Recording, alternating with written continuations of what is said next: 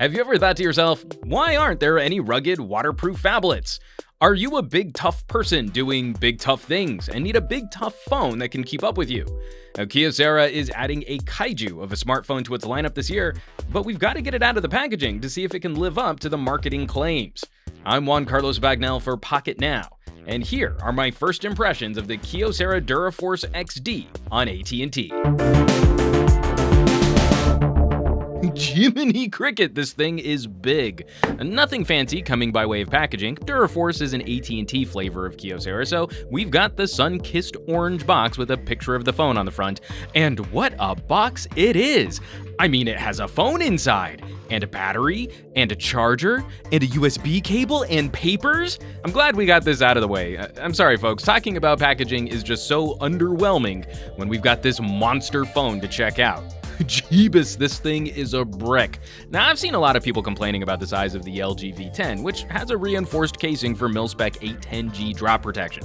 The DuraForce XD matches that 5.7-inch screen size, but surrounds that screen in armor which would embarrass an OtterBox Defender. Also mil-spec 810G and IP68 water resistant, meaning you should be able to dunk it under 6 feet of water for up to half an hour.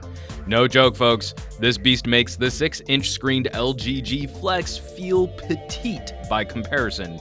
Hold on just a sec, this is my favorite part of setting up a new phone. Oh yeah, that's good. I love peeling that plastic off. Whew, okay. In playing with the Brigadier and the original DuraForce, I was seriously impressed by the scratch resistance of the Brigadier sapphire crystal screen, but the matte rubber plastic on the DuraForce seemed like it would age better than the smooth plastic on the Brigadier. Mine's literally all scratched to heck.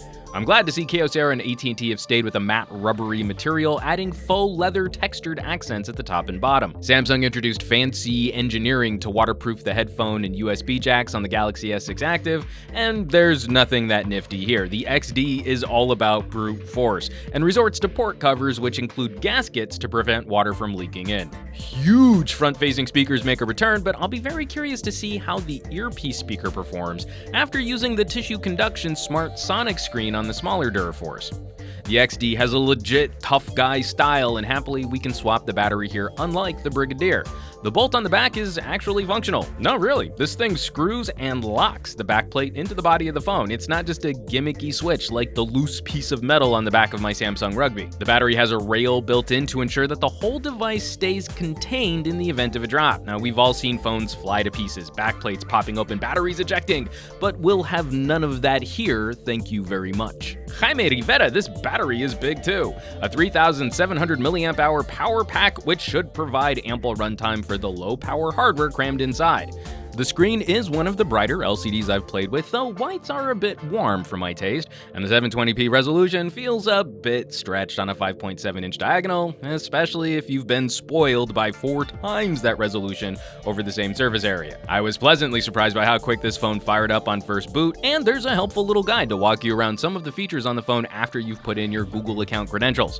Already paging around the UI, it's a bit choppy, no surprise there, knowing that the Qualcomm 400 series CPU isn't going to win any showdowns with other devices around this $450 price point. But that's not really the point of a Kyocera though, is it? If you define power user as bleeding edge processor tech, then this is automatically the wrong fit for you. However, if power user means the ability to withstand drops and water and a higher likelihood of surviving explosive concentrations of flammable gas, then this will be right up your alley. I honestly have no idea how I could possibly even test for that. I'm not a Mythbuster. It's built for rugged work conditions, but is it a good fit for consumers, outdoorsy lifestyle folks, parents of precocious kids? For all the regular, non-explosive gas phone testing and reviewing, you can count on us to put the DuraForce XD through its paces. Do you have any ideas for how we might torture test this phone? Drop us a comment below. If you come up with something really creative, maybe we can convince our PR contact to let us do a little gadget destruction porn. Probably not, but you never know. Make sure you subscribe to see our full review of the Kyocera DuraForce XD and hit that thumbs up button to help us out with a little positive reinforcement. For Pocketnow, I'm Juan Carlos Bagnell, and you can chat me up on Twitter and Instagram as Some Gadget Guy. As always, thanks so much for watching, and I'll catch you all on the next video.